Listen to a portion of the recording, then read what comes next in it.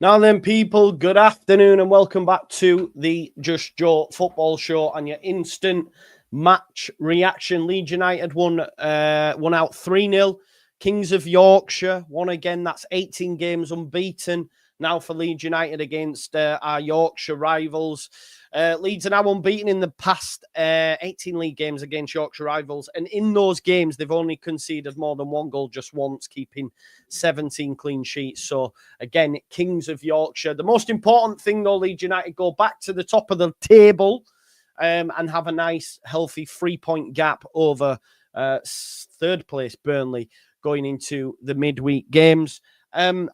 Listen, I thought it was a decent performance from all, really. I can't really pick anyone out.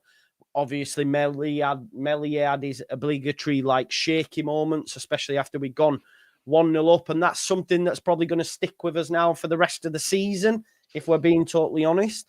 But I thought Solomon and James were great. Bogle had another great game. Ramazani come on and look, regardless of how many minutes you get, it's up to the subs to show in that time that they deserve a starting place. And in that time, basically, the stats will show that Ramazani has a goal and an assist. And he could have had a second, to be fair. It might have even gone in, but obviously Tanaka made sure and made it 3. You could argue on the face of it, maybe it flatters us a bit because I thought Wednesday were actually decent. It was nice to see a team come and actually want to play football.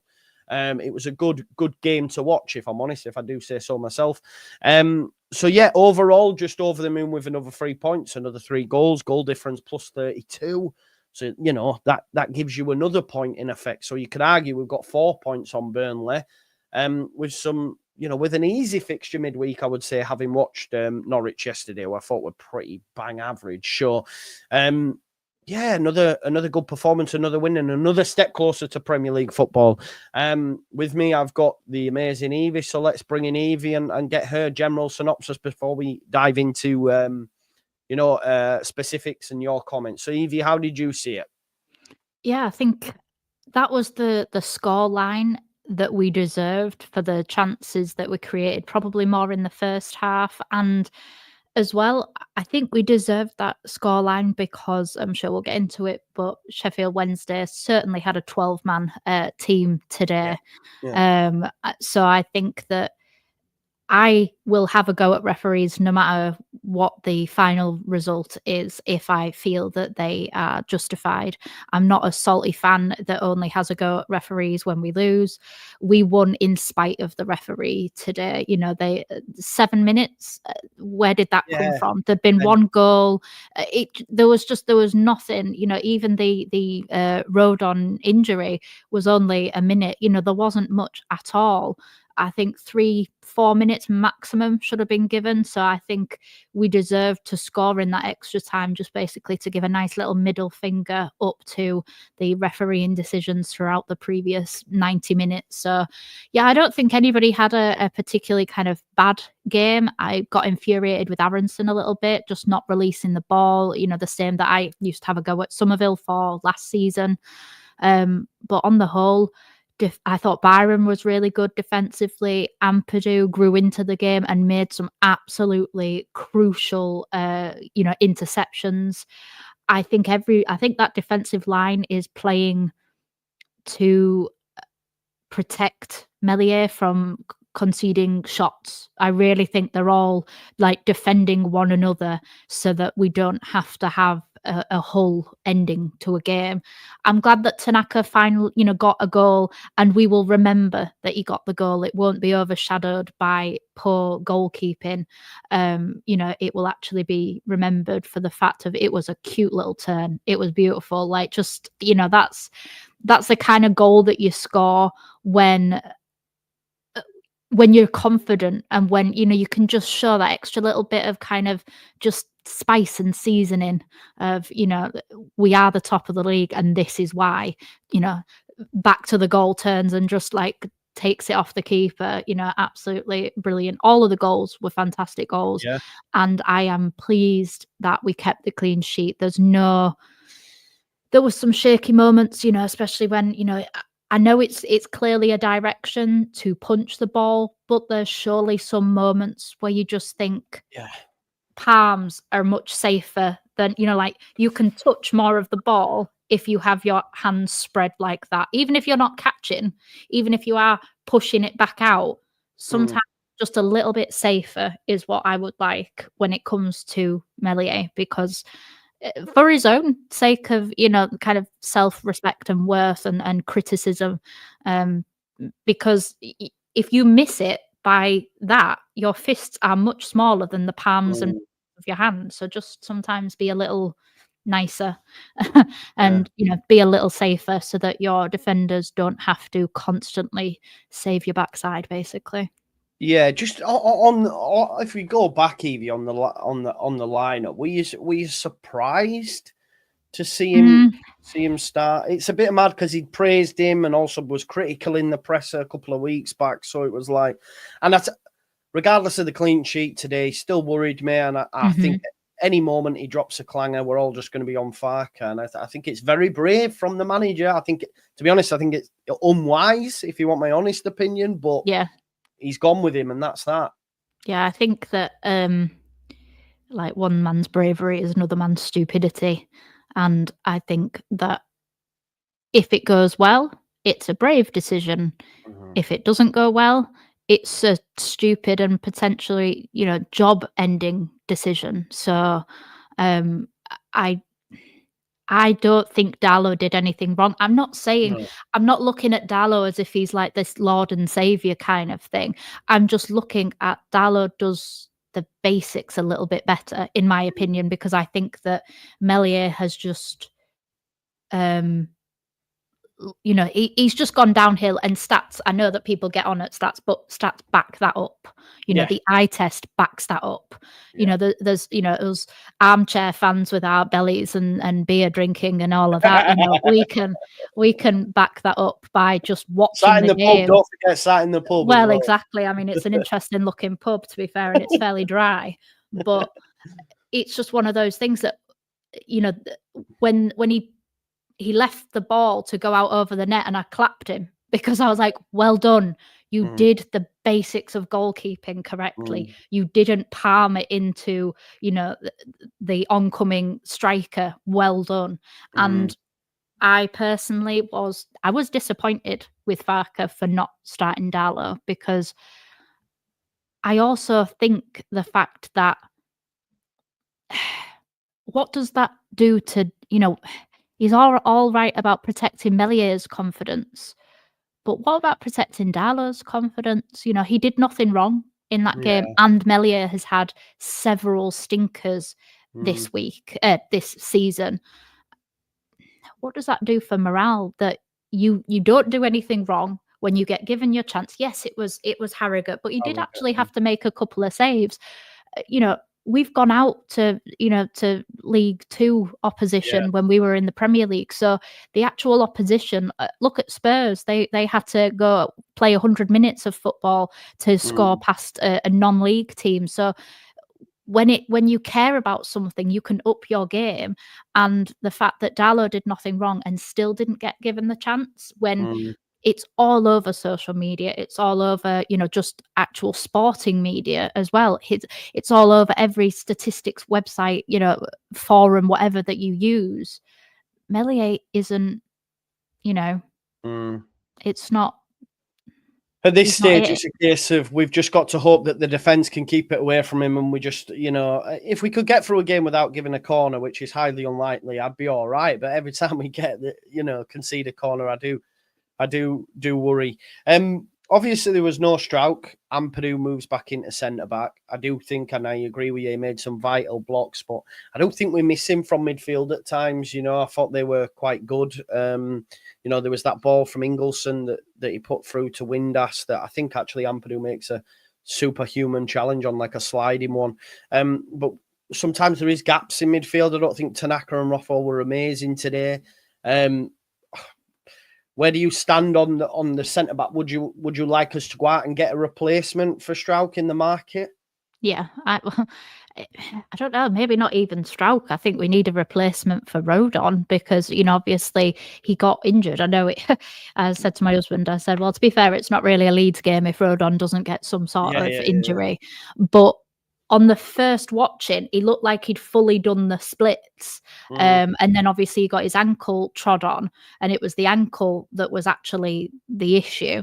But until you saw the replay, I was panicking, thinking, Rodon's down. We don't have anybody other than an under 21s to go in replacement of him.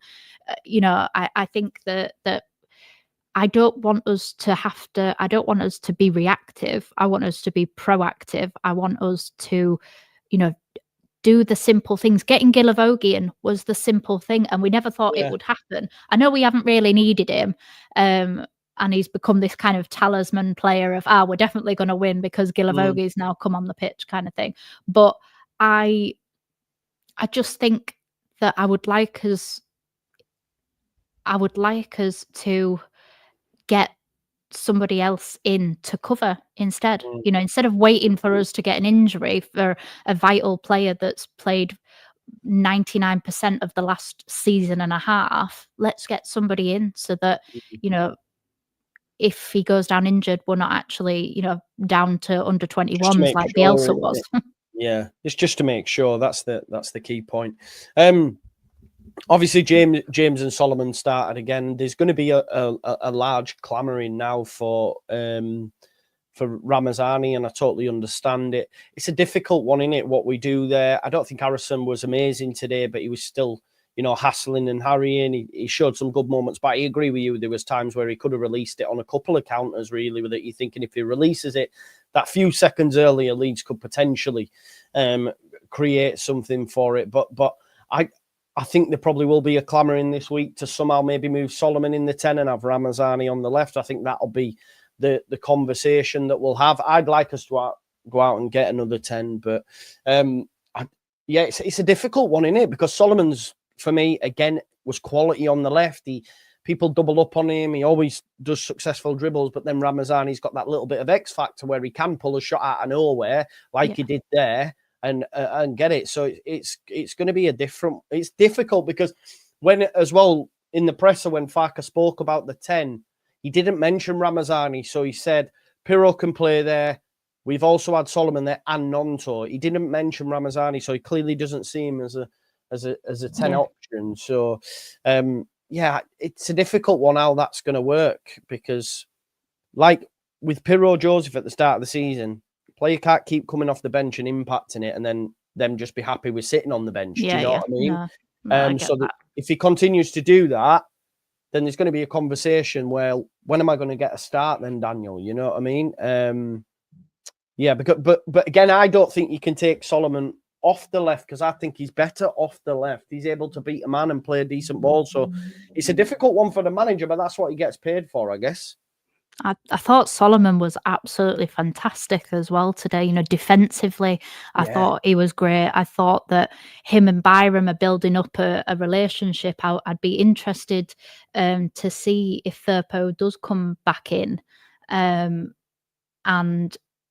to see how that changes. Is he going to have to learn how to play with Firpo again and things like that? We've seen it quite a few times with kind of Bogle and James play effortlessly down the right hand side and have really built up that kind of underlapping runs, and it benefits us massively. We create so many kind of opportunities on that right hand side from their relationship alone.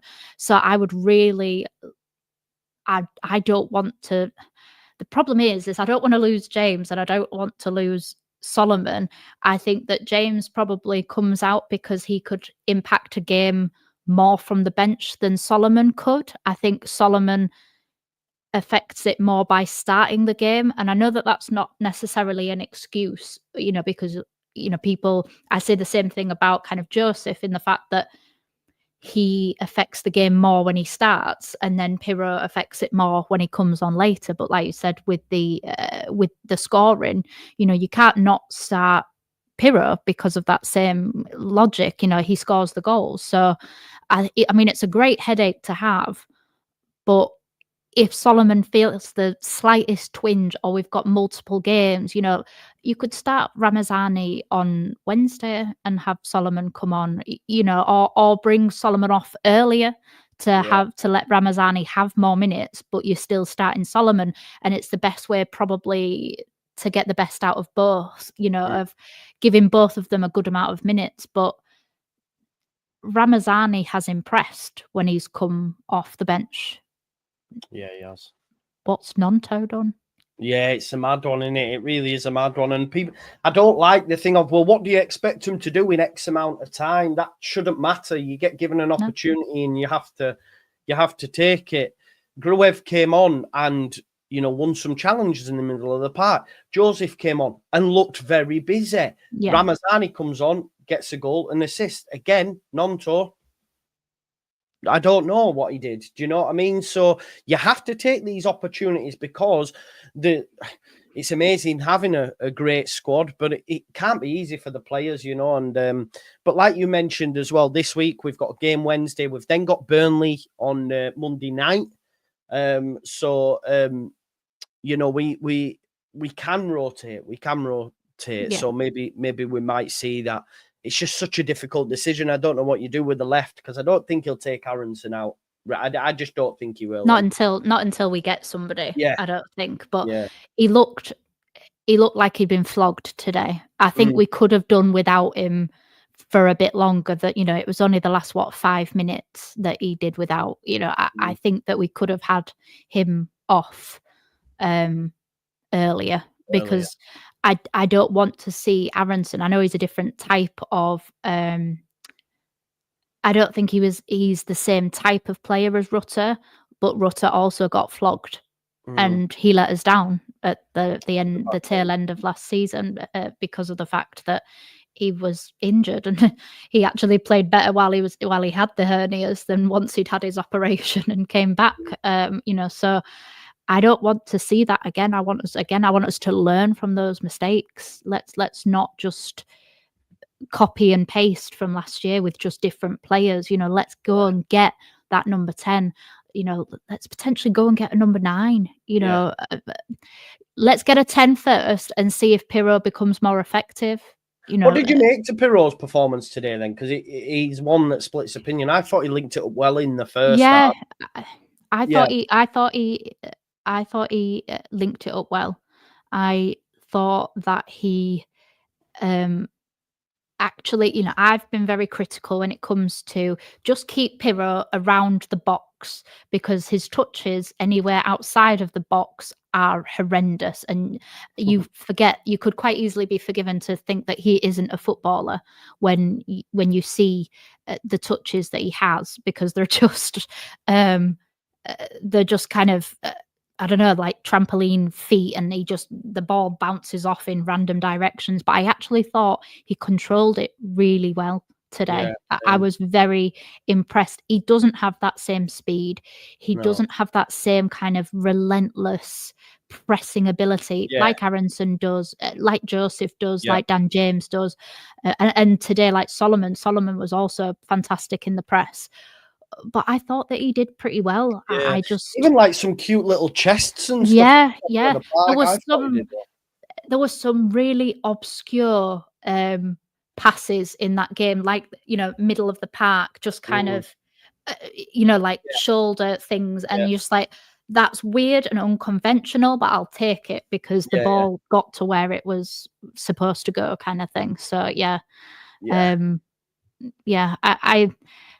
I'll continue to be critical with everybody. I don't have, obviously I do have a favourite in Dan James, but I'm also critical of him as well. But I didn't think he did anything wrong today. No, I didn't. Usually I'm shouting a lot at him. I was shouting more at Aronson today than I was at Pirro. So I didn't think he did. Exactly. I thought he was good, and listen, we can't expect him to score goals if we don't get the ball through the centre, and I think a lot of it came down the sides today. But look, I don't look at that performance as well. I thought Bogle was great. I don't think there was a bad performer in there. I thought it was actually for the neutral a good game to watch as well. Alex Musman's in the chat says we won't get promoted, thinks we were rubbish, thinks Wednesday deserved a draw. I think they were good, but I don't know if you could say 3-0 might flatter us slightly, but I don't think you deserved a draw out of the game, mate. I thought you were good in the second half, but Leeds United were better. And you had a good referee as well. Yeah, so.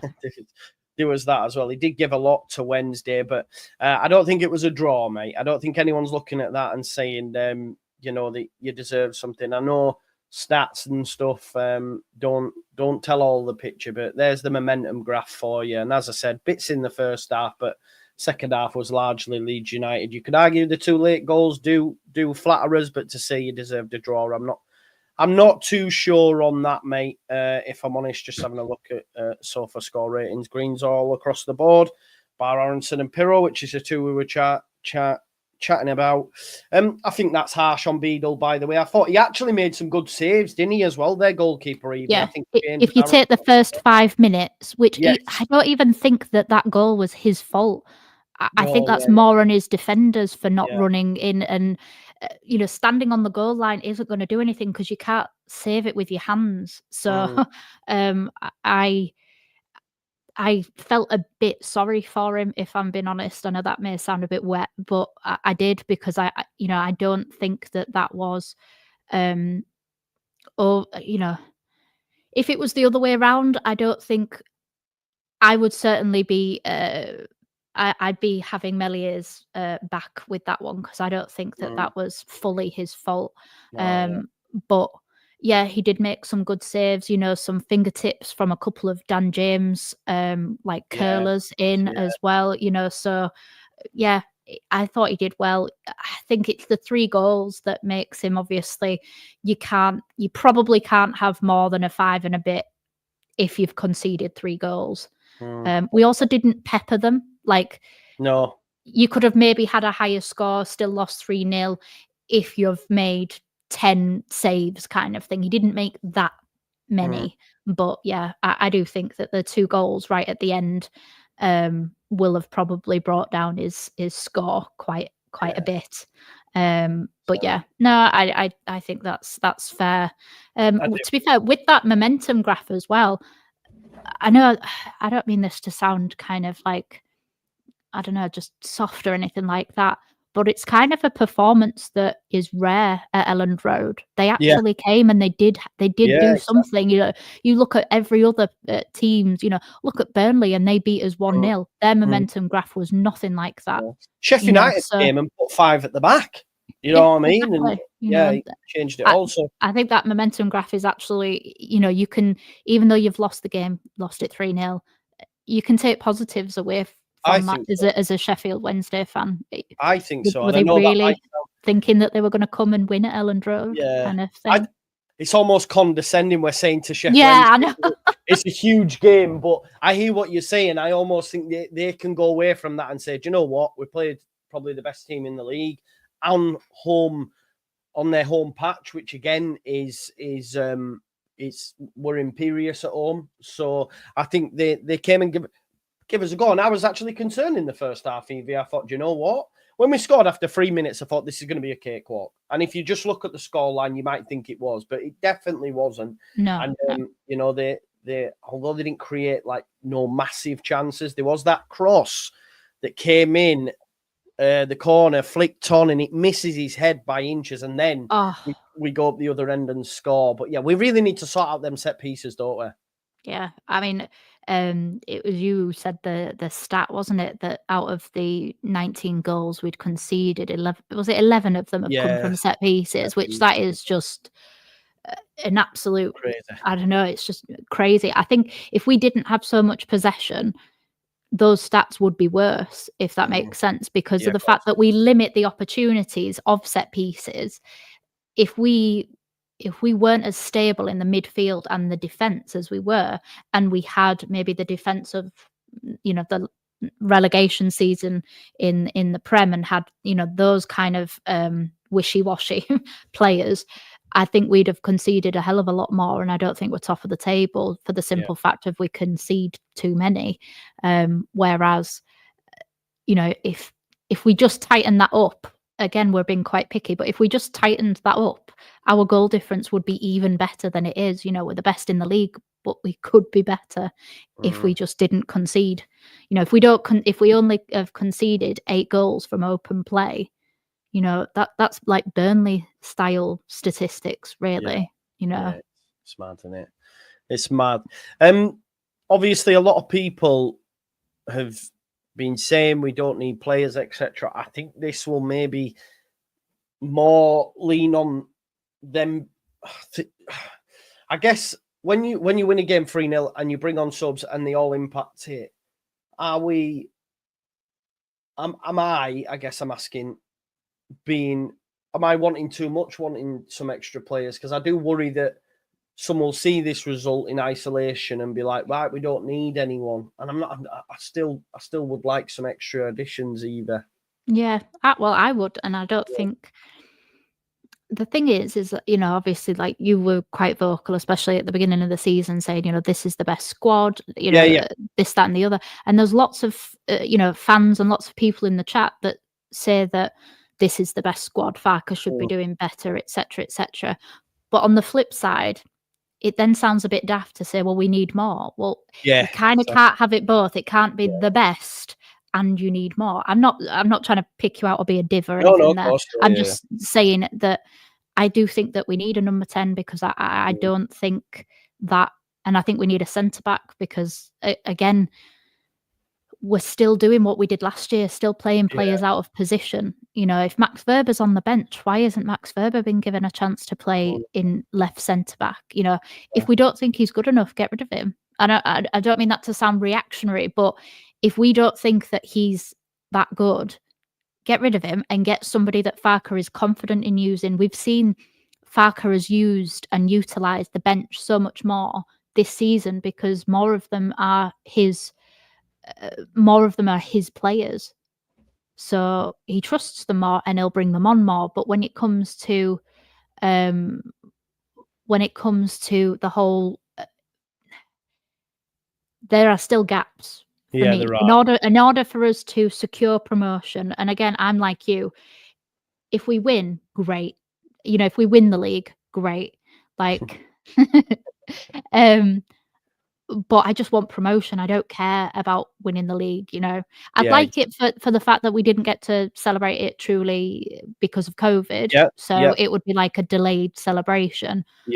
But we can't deny the fact that we are not as emotionally attached to this manager and this group of players as we were to that group of players. So it won't necessarily mean as much as it did. So I just want us to get back up. And it's the time, isn't it? It's the time we spent 15 years, whatever it was, out of the top flight. And that also had an element to it as well. But I agree with you. I mean, I'd take second now, as mad as it sounds. I know we're top of the league, but I just want out of this division. We're now we have a 3-point gap on Burnley, which is a positive. Obviously, they've got Plymouth away. You'd expect them to win that, but the pressure's on them again now. And I just hope, we had a gap before.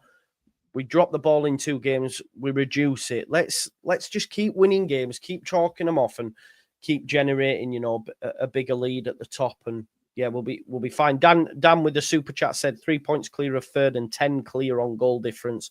All leads our way. I don't give a Schmidt who's been a member for 8 months. Big up, mate. He says, against Norwich, I want to see Solomon in the 10 and Ramazani at left wing. I like Brendan, but he was not good enough today, even after having 2 weeks of rest. I think you've been very harsh. I don't think Brendan was bad, like as such. No. I think, he did a lot defensively. He always picks up on the half turn. I do agree. He probably held on to the ball a little bit too long, but he's the one that makes the run that creates the Solomon goal. I don't know what he does. I don't know if he will change it. Would you change it midweek? Do you look at that? Or if everyone's fit, do you say, right, go again? I think you have to leave Aronson unless he's injured because obviously we won against Harrogate, but it wasn't a truly convincing performance. I do think that we lost that kind of he's such a niggly player in that midfield kind of thing. Like he's such a pain in the backside to play against. And he's just relentless. He just keeps on going. He's like some kind of like wind up toy or something. He just kind of goes and goes. So I wouldn't change him. I'd potentially, I'd potentially drop James for Nonto to just see. I don't want to, because I actually think Dan James played brilliantly, but I don't want us to ever be in that position where we don't utilise our bench and we don't give the players a chance. You know, Nonto and Bogle maybe have to rebuild their relationship chemistry because he hasn't been starting him for so long now. Yeah. So maybe, but again, it depends. If Nonto doesn't show it in training, then keep Dan James. You know, Dan James didn't do anything to be dropped. I'm just thinking of rotation, and Dan James has had a few injuries, and I really think that we missed him last season. I really thought we missed him at the end of last season, and I love his passion for Leeds, and I think that yeah, and I like that, but I'm just trying to think of. I'm not saying I want to, and I wouldn't be bothered if he didn't drop him. I like the idea of also Dan James included, players being kept on their toes. That, you know, nothing is secure. You know, you're not guaranteed a place. It seems to be, other than Melier. Yeah. Which is mad, isn't it? I know there's some in the chat still saying change the manager, but the fact he started this game, he's not changing him for a league game. Definitely.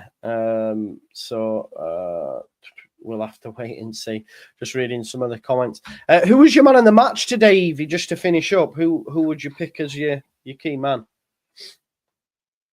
Probably Solomon. Yeah. Yeah, I thought that he was, obviously he got the opening goal, but I also think that he's tracking back. I love attacking players who aren't afraid to defend, and he got us out of quite a few sticky situations down that left-hand side as well. I thought him and Byram covered one another. The problem, there's quite a few players that you could argue, you know, Ampadu for his clearances, Byram for, again, his clearances, but I'm going Bogle, you know. I think Bogle, yeah, well, I think him, Dan James, and Solomon, especially in that first half, were the shining lights in the team kind of thing. But yeah, I think Solomon, now that he's fit, he shows his class. We've waited, you know, quite a while for it. But I don't think I look at him, I think they can't get it off him. They can't get it off him. He's different gravy, isn't he? Yeah, and he, when you look at his build, he's built similarly to Nonto in the fact that he's quite stocky and you know, kind of, but he doesn't fall over. He doesn't get pushed off the ball. You know, he's got fouled multiple times, and the amount of times where he stood on his, you know, he stood up. I mean, that infuriated me, especially in the first half. You know, like a slight brush and a Sheffield Wednesday player would just go down on the ground and they'd get it. And, you know, we have to be kind of have legs taken off to even slightly qualify for a foul. Yeah, I think, and you know what, to finish up, actually, we have to praise the manager because we got a clean sheet. The subs that he changed, they all impacted the game. He maybe talk on Nonto, but I think Damar made a good point earlier saying it can't be too harsh. It didn't go down his side, but, you know, the subs were bang on. They were changes at the right time. We win the game 3-0. We go back top. So a lot of praise has to go to Daniel as well. I know not a lot of people. We might get some people switching off at this point, but yeah, I think he got it right again, didn't he? He got it bob on. Yeah, absolutely. I think even Gilavogi made an impact as well. You know, he had a clearance in the box as well where he just managed to get it and just lofted it. And we just, at that minute, we just needed that kind of bit of calm. But yeah, Daniel Farke, you know, take a bow, because that's how we should win. You know, yeah, maybe the score line. I think we deserved the score line, but you know, obviously it was 1-0 up until, what was it, like the 88th minute or something like that. It wasn't like it was a walk in the park, which some people were thinking that we were going to absolutely smash them. I was anxious because Yorkshire derbies, I think, mean more to other teams, and we sometimes don't appreciate how much it means. I think the only exception so far this season will be Sheffield United. But every other one, it's been one of their best performances of their season type of thing. You know, even if obviously, you know, none of them have won, but Hull, you know, obviously got a draw against us. So I think that, yeah, we have to take a bow that the mentality was there, that we didn't just assume that we were going to win that game. Yeah, so 100%. I'm happy, and yeah, that's you know, now 2025 has started. Yeah, know, exactly. back to winning ways in the league. Yeah, that's the first win of this year. Danny Rowe's been speaking. He said, look, when you're playing the best team in the league, these 10 minutes are enough for them to add 2 goals. We look like the home team for periods in the first half, which, you know, I was quite surprised. They had quite a lot of possession in the first half, to be fair to them. He said, we wanted to be brave, but when you see their subs, this is the difference. They have recruited so well. And yeah, that's probably a shot as well to his owner as well, in terms of bring me some players. But, you know, we talk about his substitute. Just seeing this stat from Chris from LUFC Data. Leeds have now scored 11 goals from substitutes this season. The club have only ever scored more in a single campaign, and that was under Grayson, where we scored 17. So it shows you just how well the squad depth and, of course, the manager is at making subs. I know we are critical of him, but 11 goals from subs says all you need to know, really, doesn't it? It's like we've got impact players this season, Joe.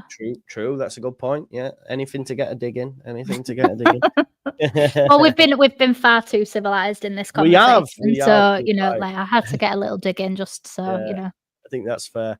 I'm sure throughout the weeks, we'll have some more. We'll have some more digs for sure. Because we're gonna have this as a, hopefully anyway, if Eevee's got the time and she's not doing something, we'll do this moving forward. It's nice to have someone, maybe not loads of voices, but just 1 and 2, female and a man. I think it's a decent thing. Let me know in the comments if you want to see that. Let's just have a look. Time to take the dog for a walk, says Steve. Okay, enjoy. Bench was stacked today, in fairness. It was. I worry that a lot of the fan base will be content now with not making any signings. So for me, I still want to see some additions, ideally. Let's stay awake, as Farker says, you know, and if someone like a Buendia comes available, you basically rub a stamp in promotion. You know, we'll have to wait and see. I don't think there's anything more we need to talk about, is there, Eevee? No, we got the job done. It wasn't, you know, and we even got some lovely goals in there as well. You know, all of the goals were really good goals. You know, none of them, you know, even Tanaka's, which you can say was a tap-in, it wasn't, because it was, you know, it was a little back heel. It was very, I enjoyed that. And I think that we can't fall asleep. We can't rest on our laurels, because there's certain positions. The wing position we're fine with. Midfield we're all right as well, aren't we? Midfield we're stacked, which feels really strange as a Leeds fan to say that, but we're only stacked because we're still counting Ampadu. But the only way we can be stacked is if we get a centre back. So that Ampadu doesn't have to do. He did brilliantly today. I think he grew into it. I was a little bit critical for first, you know, maybe 10, 15 minutes, but he grew into it. But 10 centre back, number 9 if needed. And I'm happy. I think we've got enough. 10 and a centre back. Yeah, I think I do worry, obviously, if something was to happen to Pirot, then you're looking at Joseph back. But listen, just get me too. That's what I was going to say, actually.